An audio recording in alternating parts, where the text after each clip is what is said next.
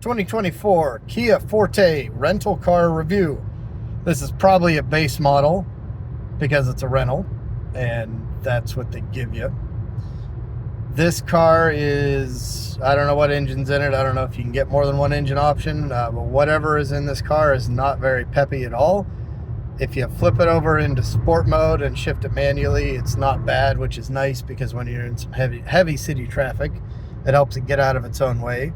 I have driven it mostly on the highway for about 650, 700 miles now, but I've also been in, like I said, in some stop and go city traffic and in some back road situations too, so I've put it through just about everything you do with a sedan. The ride is all right. I would give it a bit below average. Gauges are fine. I'd like to see a voltmeter and the oil pressure light in there, or an oil pressure gauge, but we don't get either of those. You'd think the oil pressure would be something Kia would put in here, given that these things tend to explode from what I've read. The interior is what I would expect out of a Kia. It's nothing particularly special.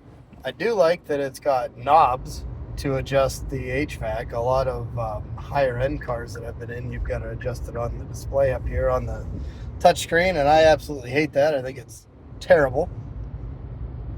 The car does have wireless Android Auto and Apple CarPlay. To get it to connect when you get into the car, you've got to start the car up and drill through this menu and then push the Android Auto button up there. It doesn't start on its own, which is what I would prefer personally. The seats are not particularly comfortable. The upholstery is not super nice. It's not the worst, but it is kind of, after you sit in here for a while, it gets a little bit uncomfortable. I am about 6'1". When I sit in this car, my head is an inch or so from the top of the roof. This is what I see while I'm driving.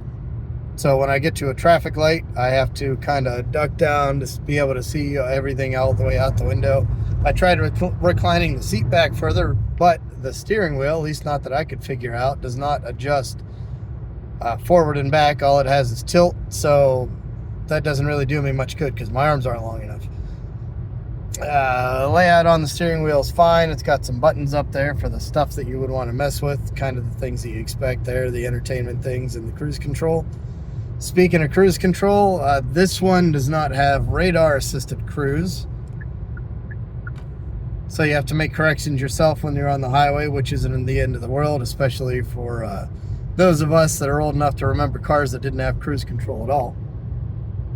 It has lane assist that'll kind of help keep you in your lane, but I haven't been using it much. When it's on, if we let it sort of take over, it's hard to see, but the car's making very small corrections back and forth about every 3 seconds, and it kind of drives you crazy. Even if you're right in the middle of the lane, I'm sort of fighting the steering wheel, wanting to go left and right, back and forth here to make adjustments with the car. It is good enough. It'll take you around a turn if there's a little bit of a curve in the road.